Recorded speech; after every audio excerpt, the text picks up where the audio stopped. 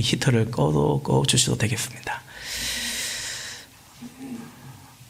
우리 교회는 가정교회를 해가고 있습니다. 이미 익숙한 분들도 계시고, 오늘도 이제 방문하신 분들도, 또 이런저런 이유로 방문하신 분들도 계시는데, 생소하게 들릴 수 있겠지만, 신약교회를 회복하는 가정교회를 우리 교회는 해가고 있습니다. 우리 교회만, 가정교회만 신약교회를 회복하는 것은 아닐 테고, 이 땅에 세워진 교회들은 다 성경대로 원래 하나님이 예수님께서 세우신 그 교회를 함께 이루어가고자 한다고 생각합니다. 가정교회의 정신은 성경대로입니다. 성경이 그렇다면 그런 줄 알고, 성경이 아니라면 아닌 줄 알고, 성경이 하라고 하면 하고, 성경이 할 수만 있다면 하라고 하면 하고, 하지 말라고 하면 안 하고, 이 성경대로의 정신이 가정교회의 정신입니다. 그 안에서 가정교회의 내 기둥이라고 하는 핵심 가치가 있습니다. 내 기둥은 이제 교회의 존재 목적, 그리고 제자 삼는 원칙, 그리고 사역의 분담, 그리고 섬김의 리더십입니다. 그 다음 화면 볼까요? 교회의 존재 목적은 영혼 구원하여 제자 삼는 것이고, 그 제자 삼는 방식은 가르쳐서가 아니라 보여서 제자 삼는다라는 것이고, 그리고 성경적인 사역 분담은 목회자는 성도를 온전하게 하고, 그리고 그 성도들이 평신도 사역자가 되어서 함께 목양에 참여하는 것이고, 그리고 성경적인 리더십은 다름 아닌 섬기는 것이다. 예수님이 이 땅에 구원하러 오셨는데 예수님은 섬기러 오셨어요. 섬겨서 구원하는, 다시 말해서 이 섬김의 리더십을 통해서 교회의 존재 목적인 영혼 구원의 사명을 이루어가기를, 이 네 가지를 우리의 가정교회의 핵심 가치인데, 우리 교회가 가정교회를 해가고 있기 때문에 이것은 곧 우리 교회의 핵심 가치이고 방향성이라는 것입니다. 오늘 직원회 때 다음 주 사무총회에서도 말씀드리겠지만, 새해 우리 교회는 가정교회로, 그리고 더 가정교회로 함께 서가고자 하는 것입니다. 가정교회의 핵심 가치, 그 첫 번째가 교회의 존재 목적입니다. 보신 것처럼 교회의 존재 목적은 영혼 구원하고 그리스도의 제자가 되어가고 또 제자를 삼아 가는 것입니다. 여러분, 신자에게 있어서 교회의 존재 목적은 너무나 중요합니다. 교회가 뭡니까? 교회가 곧 우리이기 때문입니다. 교회는 믿는 사람들이죠. 에클레시아, 교회는 그 믿는 사람들의 부르심을 받아 하나님의 자녀가 된 신자들의 모임, 이것이 또 교회입니다. 우리가 어디 교회에서 보자라고 하면 이 교회 건물을 또 지칭할 때가 많긴 하지만, 그러나 이건 교회 건물이죠. 교회당이죠. 우리는 이 교회당을 지으면서 정작 우리는 교회 건물 없이 1년 동안 사실은 이제 떠돌아다녔습니다. 그러나 우리는 교회로 존재했고 매주 교회로 모였고, 그래서 우리는 교회 건물을 지으면서 이 건물이 교회가 아니라는 것을 우리는 체험적으로 배울 수 있어서 그런 기회를 얻게 된 것 또한 하나님의 은혜였다고 고백하죠. 이처럼 우리가 교회이기 때문에 교회의 존재 목적은 바로 우리가 교회이기 때문에 교회의 존재 목적은 따라서 신자인 나의 존재 목적이요, 내 삶의 목적과도 직결된다라고 할 수 있습니다. 다시 말해 교회의 존재 목적과 교회인 나의 존재 목적이 분리된다면, 상관이 없다면, 그것은 교회가 문제이든지 신자인 내가 무슨 문제가 있든지 사실은 이제 그리 생각하는 거죠. 그러니까 오늘날 성도들이 하나님의 자녀인데 동시에 성도는 교회로의 부르심을 받아서 우리가 온전함을 이루어가는 것이 온전한 교회 공동체를 함께 이루어가는 것이고, 그것이 곧 우리의 부르심이고 존재이고 삶의 목적인데, 근데 믿기는 믿는 거고 사는 건 사는 거고 교회는 또 교회인 거고 그렇다 보니까 그리스도의 이 뜻을, 그 존재 목적을 잘 이루지 못하는 그런 이제 처지가 되어 있는 것 같습니다. 여러분, 신자에게 있어서 교회는 뭐 좀 이른바 교회론 혹은 교회가는 우리의 삶과 직결됩니다. 이건 알면 알수록 그러합니다. 우리는 단순히 교회 활동을 하는 것이 아니고 아니죠. 신자는 종종 말씀드리지만 신자는 그 교회만큼입니다. 교회를 넘어서는 교회 이상의 신자는 사실 잘 없습니다. 그래서 어떤 교회이냐에 따라서 어떤 신자이냐가 되는 것입니다. 교회는 신자의 삶이고, 신자인 우리의 삶이고, 우리의 가정이고, 우리의 자녀입니다. 우리는 우리 교회를 세워가면서 우리의 가정을 생각합니다. 우리는 우리의 교회를 세워가면서 우리의 자녀들을 생각합니다. 그러니까 나는 보배로운 예수 교회에 와서 그냥 예배드리고 주일날 왔다 갔다 하고, 물론 그럴 수도 있지만 또 그러다가 변화되어 가기도 하지만, 그러나 어쨌든 우리는 우리 교회를 생각하면서 우리 이제 육아 세대들도 예로도 있고 또 임신하는 가정도 있지만 우리는 우리의 자녀들을 생각하는 것입니다. 그것 때문에 우리는 함께 교회를 세워가고 또 필요하기에 예배당도 세워가고 그렇게 하는 것입니다. 우리 새로운 삶에서도 공부하듯이 신자의 완성은, 우리의 온전함은 교회로의 완성이고 또 온전한 교회를 같이 세워가는 것입니다. 이 교회의 존재 목적은 가서 제자 삼으라. 이건 이제 이른바 지상명령 마태복음 28장에 잘 나와 있습니다. 그런데 오늘은 이 교회의 존재 목적을 여러분과 나누면서 본문은 마태복음 16장을 중심으로 해서 함께 말씀을 나누고자 합니다. 예수님께서 가이사랴 빌립보라는 곳에서 제자들에게 질문을 합니다. 사람들이 나를 누구라고 하느냐? 여타합니다 라고 대답을 하니까, 그러면 너희는 나를 누구라고 하느냐? 물으십니다. 그리고 이제 제자들이 특히 베드로가 대답을 하죠. 여러분, 성경학자들은 이 마태복음 16장을 마태복음의 하나의 분기점, 전환점으로 둡니다. 그러니까 마태복음 16장 전과 마태복음 16장 이후는 많이 이제 그 성격이 다릅니다. 지금까지 예수님은 갈릴리를 중심으로 또 수많은 무리들에게 말씀을 강론하시고 기실을 내쫓고 병자를 고치고 기적을 행하셨다면, 이 16장 이후부터 예수님은 예루살렘으로 올라가시고, 그리고 이제는 12 제자에게 훨씬 더 집중하시는 것을 보게 됩니다. 오늘 본문 21절에 보니까 그때부터 예수께서는 이라고 나와 있죠. 이 시점부터, 그때부터 예수께서는, 우리 같이 한번 다시 읽어볼까요? 21절 시작. 그때부터 예수께서는 자기가 반드시 예루살렘에 올라가야 하며 장로들과 대제사장들과 율법학자들에게 많은 고난을 받고 죽임을 당해야 하며 사흘째 되는 날에 살아나야 한다는 것을 제자들에게 밝히기 시작하셨다. 아멘.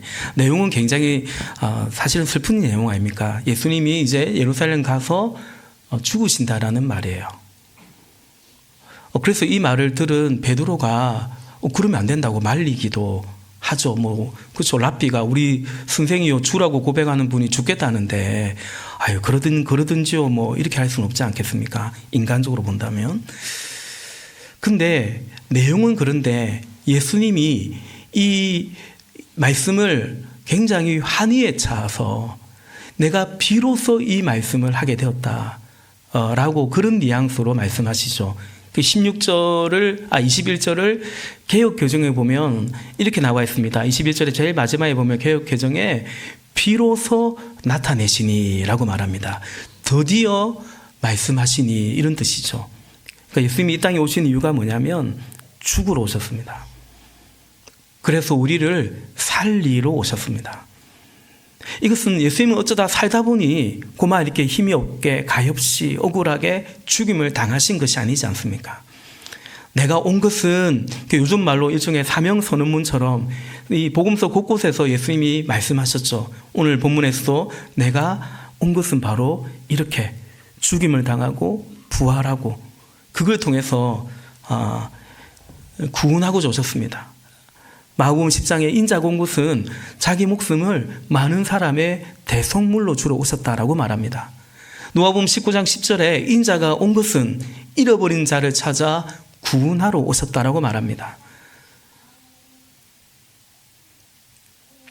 예수님은 그처럼 이 땅에 오신 이유가 명확합니다. 내가 온 것은 양으로 생명을 얻고 더 풍성히 얻게 하고자 이 땅에 오셨고, 건강한 자에게는 의사가 그렇게 필요하지 않고 병든 자에게 필요하듯이 나는 의인을 구하러 온 것이 아니라 죄인을 구하러 오셨다, 분명히 말씀하십니다. 근데 바로 그 그리스도로 예수님께서 이 땅에 오셨는데, 이제 마태복음 16장 21절에 비로소 마치 커밍아웃 하듯이 예수님께서 내가 예루살렘에 올라가야 되고 장로들과 대제사장과 율법학자들에게, 이 종교 권세자들이죠, 고난을 받고 죽임을 당해야 하며라고 말하죠.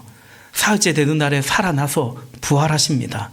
그것을 비로소 제자들에게 말씀하셨다라는 거죠. 그러니까 정말 예수님이 제자들에게 밝히고 말씀하고 싶었던 그것이 뭐냐면 바로 이 말씀이었고, 예수님이 바로 이 일을 이하러 이 땅에 오셨다라고 말씀하시죠. 그래서 예수님이 오늘 그러면 언제 어느 대목에서 이 말씀하셨는가? 예수님이 이 빌립보 가이사랴에서 물으시죠. 사람들이 나를 누구라 하느냐? 그러면 15절에 너희는 나를 누구라고 하느냐?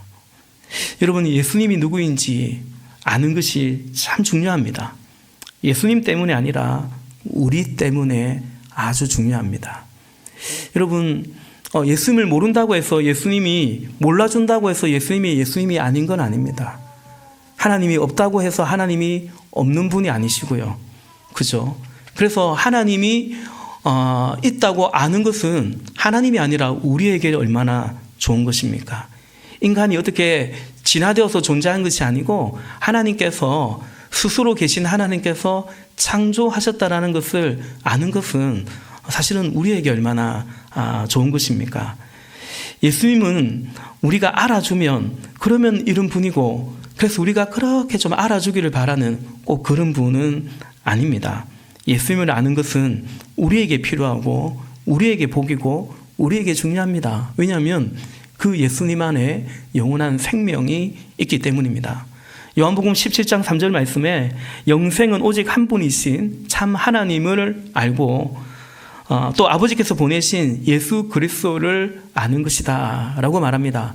요한일서 5장 11절과 12절 말씀에 하나님께서 증언하시는데, 그 증언은 이것이니 곧 하나님이 우리에게 영원한 생명을 주셨다는 것과 바로 이 생명은 그 아들 안에, 예수 그리스도 안에 있다는 것입니다. 그 아들을 모시고 있는 사람은 생명을 가지고 있고, 하나님의 아들을 모시고 있지 않은 사람은 생명을 가지고 있지 않습니다. 분명히 말합니다. 그러므로 여러분, 세상의 가장 귀한 복은 예수님을 아는 것입니다. 오늘 16절에 베드로가 선생님은 살아계신 하나님의 아들 그리스도이십니다 라고 고백합니다. 저는 이전 개역 교정이 이 고백은 더 좋은 것 같습니다. 주는 익숙하기도 하지만 주는 그리스도시요 살아계신 하나님의 아들이다라는 거죠. 그 말을 들었을 때 예수님이 베드로에게 이렇게 말하지 않습니까? 17절이죠. 시몬 바 요나야, 요나의 아들 시몬아, 베드로야, 너는 복이 있다. 왜 복이 있다고 하십니까? 주님이 누구인지, 예수님이 누구인지를 알고 고백했을 때 너는 복이 있다.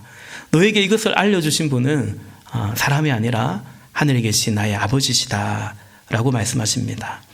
우리가 예수님을 전합니다.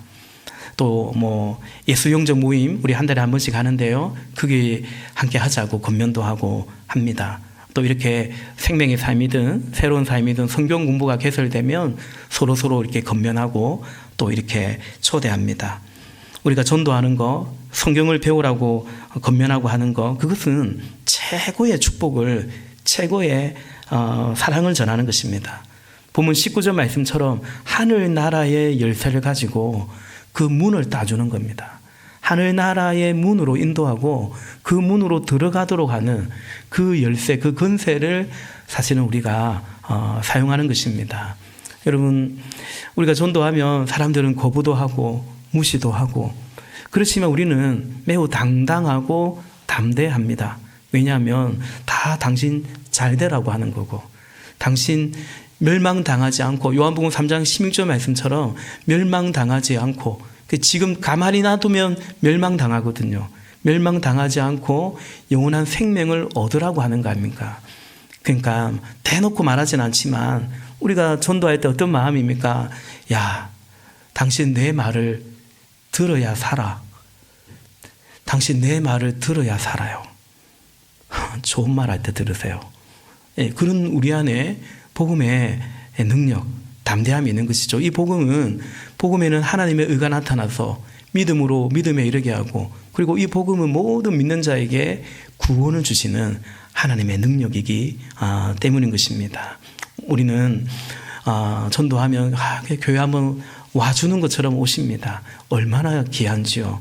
막 생색을 내기도 합니다. 예, 보면 우리 지체들 보면 가족을 전도하면 막 교회 가고 안 가고 가지고 막 이렇게 막 반협박을 합니다. 니 그러면 내 교회 안 간다 막 반협박을 하고 그럽니다. 그 협박을 다 받아주죠. 예, 진짜 아니 꼽지만 하여튼 받아줍니다. 예, 우리 섬기죠. 예. 그러나 사실은 알아주는 것도 아니요, 믿어주는 것도 아니요, 와주는 것도 아니요, 그것이 그에게 생명이고 축복이지 않습니까? 복된 것입니다. 오늘 예수님께서 이 베드로의 신앙 고백을 듣고 그 다음에 18절에 이렇게 말하죠. 너는 베드로다. 나는 이 반석 위에다가 내 교회를 세우겠다. 그러니까 베드로 위에 세우는 게 아니고요. 베드로 위에 그 신앙 고백, 예수님을 향한, 주님을 향한 그 믿음의 고백, 그 반석 위에다가 내 교회를 세우겠다. 죽음의 문들이 그것을 이기지 못할 것이다 말하는 거죠. 여러분, 여기서 분명하게 말씀하신 것은 내 교회라고 말씀하십니다. 예수님의 교회입니다. 예수님의 교회는 죽음의 권세를 깨트린다라는 거죠. 그것이 교회입니다. 교회는 예수님을 주로 고백하는 사람들의 모임, 예수님의 교회입니다. 골로새서 말씀처럼 교회의 머리는 주님이십니다. 그러므로 여러분, 교회의 존재 목적은 예수님에게서 있습니다. 어떤 사람의 생각에, 누군가의 비전에, 누군가의 어떤 교회에 대한 하나의 어떤 바람에, 교회의 존재는 거기에 달려있지 않습니다. 따라서 여러분, 어떤 면에서 좀 신앙생활 좀 하신 분들 안에, 우리 안에 늘 생각해야 될 것이 뭐냐면, 교회는 이런 거야. 내가 생각하는 교회는 이런 거야. 모름지기 교회는 이래야지라는 그 생각을 잘 내려놓아야 됩니다. 교회는 내가 생각하기에 이렇다. 저 사람이 생각하기에 이렇다. 뭐 제가 우리 교회 담임 목사이긴 하지만 저의 생각에 교회는 이렇다. 교회라는 그런 곳이 아닙니다. 교회는 그래서 어떤 교회이냐에 이전에 교회는 예수님의 교회이어야 됩니다. 왜냐하면 내가 내 교회를 세우겠다고 약속하셨기 때문입니다. 저는 저희 교회 이름은 제가 이제 정했습니다. 개척할 때 제가 정했는데요. 저는 교회 이름에 예수님의 이름을 꼭 넣고 싶었습니다. 왜냐하면 이 마태복음 16장 이 말씀처럼 예수님의 교회이기 때문입니다. 물론 교회 이름에 예수님의 이름이 안 들어갔다고 해서 뭐 그 교회는 예수님의 교회가 아니다, 그런 말은 당연히 아니고요. 그러나 저에게는 그런 고집이 좀 있었습니다. 간혹 그런 말을 듣습니다. 우리 교회 이름이 좀 독특하다? 튄다? 뭐 이런 말을 좀 들어요. 교회 이름 때문에 이단 같았다, 뭐 심지어 그런 말도 듣습니다. 좀 이해가 안 됩니다. 저는 솔직히 어디 이단스럽습니까? 보배로운 예수님의 교회라는데 보배라는 게 이단입니까? 예수님이라는 게 이단입니까? 도대체 뭐가 이단스러운지. 솔직히 뭐 교회 이름이 좀 길다, 뭐 그건 뭐 그럴 수 있겠지만, 여러분, 교회는 예수님의 교회입니다. 그래서 저는 우리 교회 비전이 따로 있다, 따로 필요하다, 그렇게 생각하지 않는다, 그런 말씀드리죠. 여러분, 신앙생활 하다 보면 우리 교회 오신 분들 중에서도 교회 생활에서 겪은 어떤 아픔이나 갈등이 또 그것이 또 상처가 되기도 하고, 뭐 그런가 하면 우리 교회에서 신앙생활 하시면서 본의 아니게 또 그런 일들을 겪었을 수 있을 것 같습니다.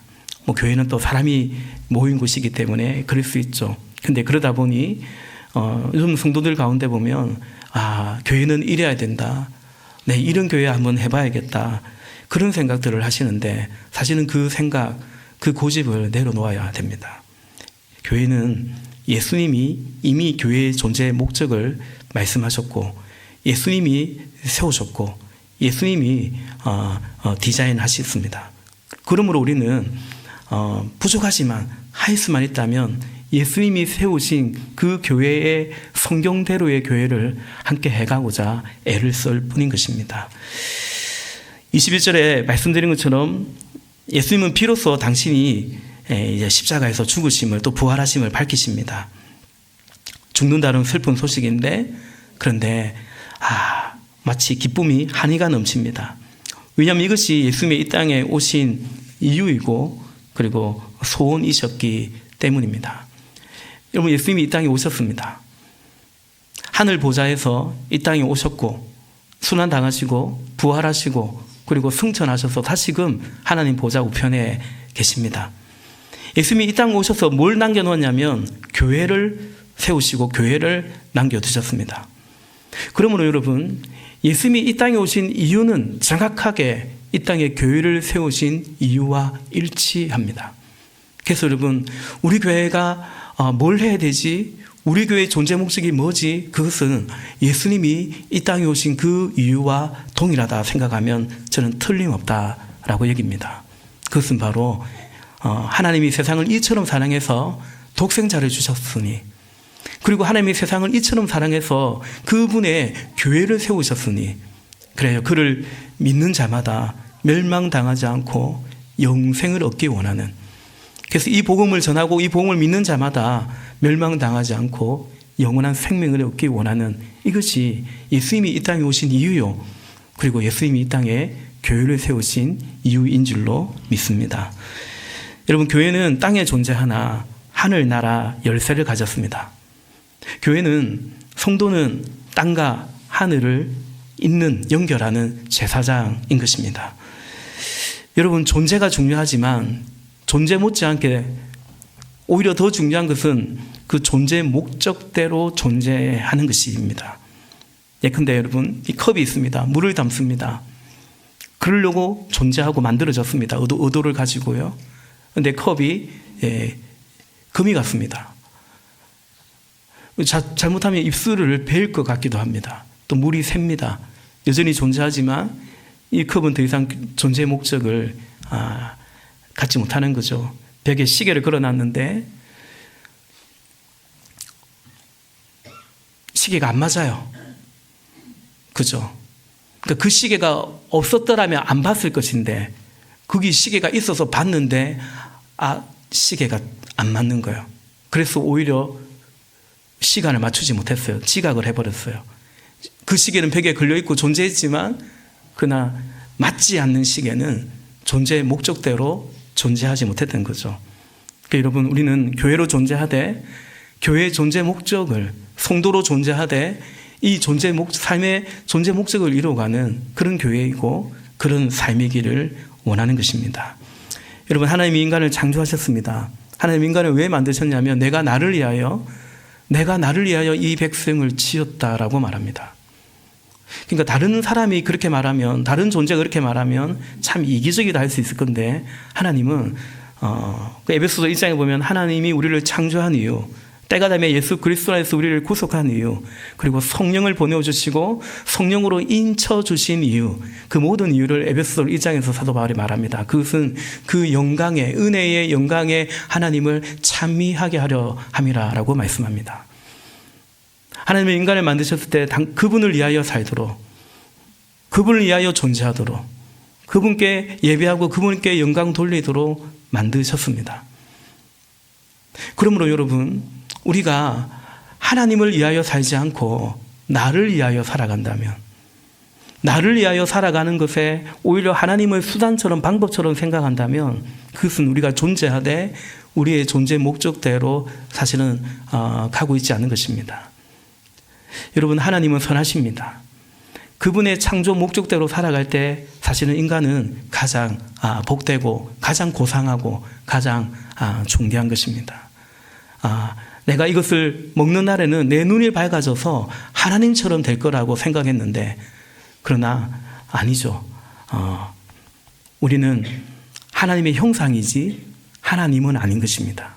하나님의 형상을 넘어서 하나님이 되고자 했을 때 인간은 그저 부끄러웠고, 선도 알고 악도 알았을 때, 그 열매를 따먹었을 때 인간은 선으로 가는 것이 아니라 점차 악으로 기울어져 갔습니다. 그러므로 여러분, 하나님의 모든 말씀은 우리를 위해서 주신 것입니다. 우리에게 복이 되라고 주신 것입니다. 오늘 예수님께서 21장에서 내가 이러이러한 고난을 당하게 될 것이다, 사실은 나는 이것 때문에 왔다 말씀했을 때 베드로가 예수님의 생각을 말립니다. 이전 개혁 성경에 항변했다 했습니다. 강하게 멱살을 잡고 물리적으로 충돌하듯이, 이번 주에 그런 일이 있었죠. 국가 공권력이 들어가고자 하고 또 다른 국가 공권력이 막으려고 하고, 참 우리 역사에 이런 일이 있었나 싶을 정도로 하여튼 그런 충돌이 있는데 물리적인 몸싸움도 있었다고 하는데, 바로 이 베드로가 예수님께 그렇게 했습니다. 마태복음 16장 22절 말씀해 보니까, 이에 베드로가 예수를 따로 붙들고 주님 안 됩니다, 절대로 이런 일이 주님께 일어나서는 안 됩니다 하고 말하면서 예수께 대들었다라는 거죠. 그러자 23절에 예수께서 베드로에게 말씀하십니다. 사탄아, 참 베드로 참 이런 말도 듣고 고생 많습니다. 사탄아, 내 뒤로 물러가라. 베드로가 사탄이 아니라 이 베드로의 생각이 사탄적인 생각이라는 거예요. 내 뒤로 물러가라. 너는 나에게 걸림돌이 되고 있다. 너는 하나님의 일을 생각하지 않고 사람의 일만 생각하는구나. 여러분, 베드로가 예수님의 제자인데, 근데 하나님의 일을 생각하지 않고 사람의 일을 생각합니다. 자기 생각합니다. 예수님 죽으면 안 된다는 거죠. 예수님 영광, 예수님 보좌에 올라가고 그러면 자기도 한 자리 차지해야 된다. 이게 베드로의 생각이죠. 그래서 예수님 죽으면 안 됩니다. 뭔 말입니까? 그렇게 뜯어말렸던 것입니다. 그가 예수님을 따르고 있는 제자인데, 직분자인데, 교회인데 사람의 일에 몰두하는 것입니다. 그런 교회는, 그런 목회자는 오늘 예수님 말씀에 걸림돌이 될 수 있는 것입니다. 존재하지만 존재 목적을 상실했기 때문입니다. 목회를 하다 보면 하나님의 일, 사람의 일, 하나님의 생각과 사람의 생각, 사실은 자주 고민이 듭니다. 사람의 생각이 보이기 때문입니다. 그 사람의 생각을 또 맞춰줘야 될 것 같은 그럴 때도 사실은 그런 고민도 때로는 있는 것입니다. 예컨대 우리 영혼 구원합시다, 전도합시다, 그렇게 썩 틀렸다 말할 수는 없겠지만, 그러나 그렇게 유쾌하게 혹은 적극적으로 그러지 않는 그런 분들도 사실은 있는 거죠. 어쩌다 한 번이 아니고 우리 교회는 그런 교회가 되기를 원한다고 했을 때 하나님의 이런 건 맞겠지만 사람의 생각은 또 그렇지 않을 것 같아서 그런 주저함이 때로는 있습니다. 그래서 같이 우리는 기도해 가는 것입니다. 존재하고 그 존재 목적을 이루어가기를, 그런 교회이고 그런 신자이기를 원하는 것입니다. 여러분, 우리가 가정교회를 합니다. 집에서 모입니다. 우리는 주중에 집에서 모입니다. 집이 필요합니다. 제가 입행 예배하면 그런 말씀 드립니다. 집은 필요하니까, 하나님이 우리 필요를 채우시고 의식 주니까요. 근데 우리 교회 성도에게, 특히 목자에게 집은 그냥 집이 아니고 그 집은 곧 가정교회가 됩니다. 그래서 가정교회이기 때문에 하나님이 그 필요를 채우시고 또 우리는 또 거기에 헌신해 가기도 합니다. 우리 싱글 목사들이 자기 혼자 살기에 그릇저릇 충분한데 목장 모임하기에 좁아서 집을 옮기는 일도 있고요. 어제도 우리 한 가정이 제일 큰 이유가 사실은 그것입니다. 목장 모임하기에 집이 좁아서 이사를 하기도 했더랬습니다.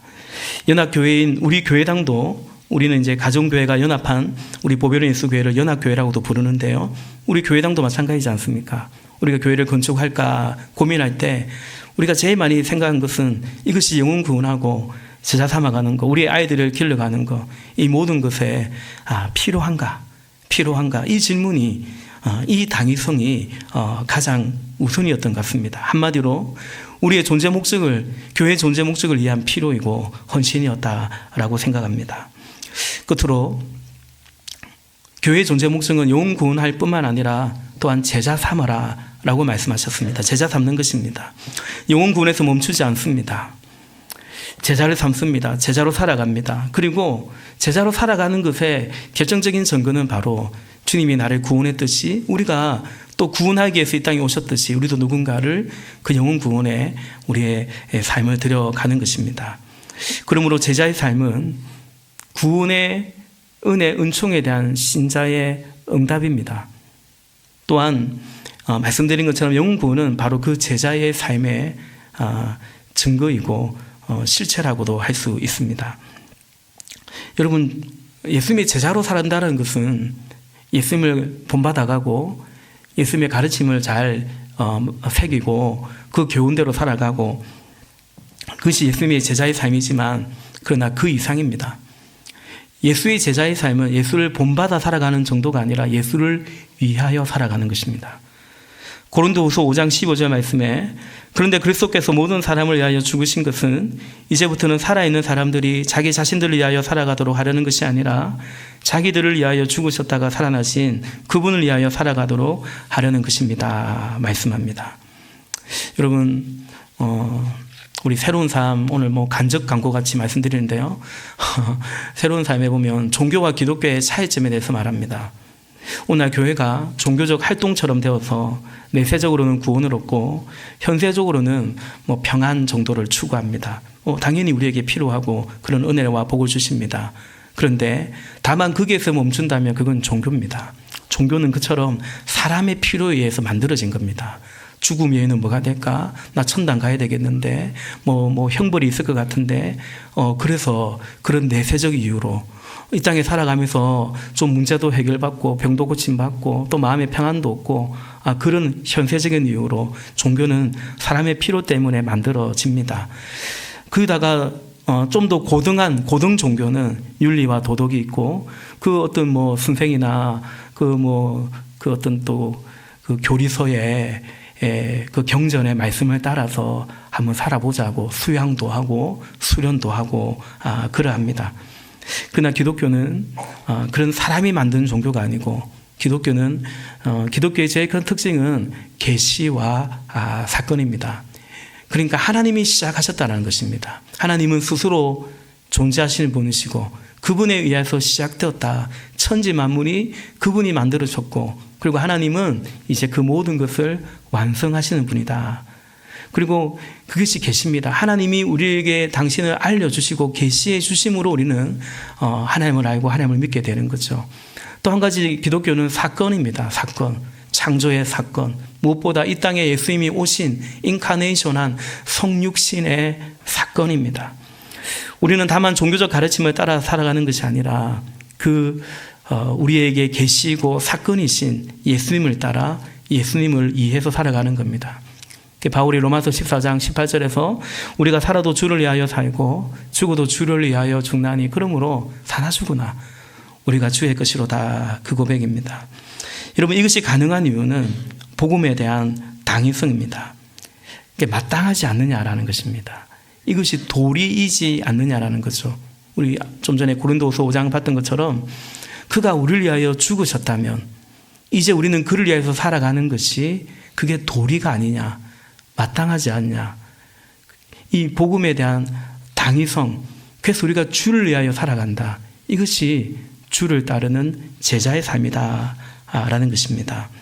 이왕이면 좀 더 잘 믿어보자. 그래 뭘 교회에서 제자훈련 이런 말도 하는데 제자로 살아보자.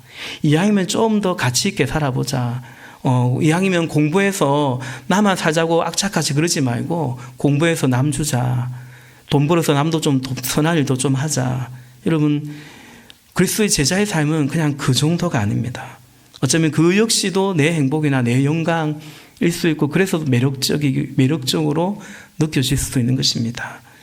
고등 종교에서는 그런 생각들을 합니다. 그런데 여러분 우리는 예수님이 나를 살려주셨기 때문에 그 예수님을 위해서 살아가고 예수님이 나를 살리러 오신 것처럼 우리도 누군가를 살리는 삶을, 영혼 구원의 삶을 살고자 하는 것입니다. 제가 예수영전 모임 때 그런 말씀 드립니다. 예수님이 죽으셨어요. 그러니까 우리 좀 더 행복하게 해주시고자, 우리 삶의 퀄리티를 좀 더 높여주시고자, 다만 그 정도 이유로 예수님이 죽으신 것이 아니고 우리를 살리고자, 영벌에서 영생으로 구원하시고자 그 가치를 위해서 예수님이 생명이라는 가치를 주신 것입니다. 여러분, 불이 났는데 그 불 속에 소방관들은 뛰어들기도 합니다. 그런데 가령 저 위험한 곳에 저기요, 제 지갑이 저기 있어요. 제 신용카드가, 제 보석이 저기 있어요. 그러니까 빨리 들어가서 좀 가지고 놓으세요. 여러분, 그 정도 일로 소방관이 뛰어들지 않습니다. 현장을 지휘하는 소방관이 그 정도 일로 직원들을 내몰지 않습니다. 그러나 저기에 이미 100세가 된, 많이 사셨죠. 살 만큼 산 것 같지만, 그러나 우리 할머니가 있어요. 노모가 있어요. 그러면 어떻게 합니까? 그러면 뛰어들죠. 그러다가 순직 갈 수도 있고 순국 갈 수도 있지만 그러면 뛰어들죠. 왜입니까? 생명이라는 가치 때문에 우리는 생명이라는 가치를 그게 드릴 수 있는 거죠. 물론 쉬운 건 아닙니다. 예수님이 생명으로 우리를 살렸는데 우리가 좀 더 행복한, 좀 더 바른, 좀 더 가치 있는 그 정도의 삶을 살아가는 것, 그것이 신앙생활이고 그것이 제자의 삶. 여러분, 윤리적으로 도덕적으로 가치 있게 사는 것이 제자의 삶이지만 그러나 제자의 삶은 그 이상이다, 그 말씀 드리는 거죠. 그분이 죽어서 나를 살렸기 때문에 갈라디아서 2장의 말씀처럼 이제는 내가 죽고 내 안에 예수님이 사는 거, 그렇습니다. 갈라디아서 2장 20절, 내가 그리스도와 함께 십자가에 못 박혔나니 그런즉 이제는 내가 사는 것이 아니요 오직 내 안에 그리스도께서 사시는 것이라. 이제 내가 육체 가운데 사는 것은 나를 사랑하사 나를 위하여 자기 자신을 버리신 하나님의 아들을 믿는 믿음 안에서 사는 것이다 라는 것입니다. 그 제자의 삶은 구체적으로 신자의 나의 존재의 이유와 우리의 삶의 이유, 우리 모든 것의 이유, 우리가 사랑하는 이유라고 할 수 있습니다. 그러니까 신자의 삶은 제자의 삶인데 그것은 주를 위하여 살아가는 거예요. 이제는 우리 삶의 많은 것에, 더 나아가 모든 것에 예수님이 이유가 되는 것입니다. 사랑하는 이유가 뭘까요? 용서하라고 하시는데 용서하는 이유가 뭘까요? 예수님 때문입니다. 제자는 예수님이 이유가 되는 그런 자들입니다. 요한복음 13장 34절 35절에 새 계명을 주노니 서로 사랑하라. 내가 너희를 사랑한 같이 너희도 서로 사랑하라. 너희가 서로 사랑하면 이로써 모든 사람이 너희가 내 제자인 줄 알리라 말씀하십니다. 여러분, 사랑하는 거죠. 왜 사랑하냐면 예수님 때문에 사랑하는 것입니다. 그래서 서로 사랑하는 것입니다. 12제자는 너무 다른 사람들이에요. 성향도 다르고요, 사상적으로도 다르고요, 정말 다른 거예요. 열심당원 시몬도 있었고 세리 마태도 있었어요. 이게 시간 관계에서 다 설명하지 않겠지만 원래는 같이 있을 수가 없는 거예요. 요즘으로 따지면 완전히 극우고 한쪽으로는 극자라고 할까요? 서로 안 볼라 하잖아요. 이게 지금 우리 사회의 참 아픔이지만 그들이 같이 있었어요. 예수님 안에서 예수님 때문에 그들이 있었고 그들에게 예수님은 서로 사랑하라 라고 말씀하십니다. 그러니까 그 사람 때문이 아니고 예수님 때문인 거죠. 여러분, 우리가 형제지간에도 형제끼리 우애 있게 지내야 되는데 따지고 보면 그 꼭 형제나 누이 때문만은 아니고 부모님 때문일 때도 있지 않습니까? 그러니까 형제간에 불화가 있으면서 부모 공경이 이루어지겠습니까? 어떤 부모가 형제끼리 어르렁거리고 있는데 나한테 잘한다고, 얘는 참 부모를 공경한다, 효도한다고 그렇게 생각하는 부모가 어디 있겠습니까? 아버지 때문에, 어머니 때문에라도 형제간의 우애를 지키려고 하는 것처럼 우리가 서로 사랑하는 이유, 용납하고 용서하고 하나 되는 이유도 예수님 때문에. 그러니까 이건 하나의 이해예요. 우리 삶의 이유가 예수님 때문에, 그분을 위하여라는 거죠. 예수님을 따르는 것이 지자입니다. 마태복음 16장 24절 말씀 읽고 말씀 마치겠습니다. 16장 24절. 그때 예수께서 제 아들에게 말씀하셨다. 누구든지 나를 따라오려거든 자기를 부인하고 제 십자가 지고 나를 따라오너라. 아멘. 따라오라고 말씀하십니다. 주님, 내가 가는 길 함께 해달라고, 잘 따라오시라고, 너무 그게 아니라 이제는 주님께서 따라오라고, 주님 따라가고 결과적으로 함께하는 것이죠. 제자의 삶은 좀 더 윤리적이고 고상한 다만 그런 계제가 아니라 있습니다. 사건입니다. 예수님을 만나고 십자가를 경험한 것입니다. 그분의 자기 부인을, 그 하늘 보좌를 떠나오신, 그리고 그분의 십자가 때문입니다. 그래서 나도 나를 부인하고 자아를 죽이고 내게 주어진 십자가를 지고 주를 따르는 것입니다. 사랑하신 여러분, 존재하되 존재 목적을 이루어가는 주의 교회가 되어서 그래서 행복한 신자이고 그러한 인생이고 또 우리의 가정이 되고 우리의 자녀들이 되기를, 우리 함께 그 교회를 함께 이루어가기를 예수님의 이름으로 축복합니다. 기도하시겠습니다.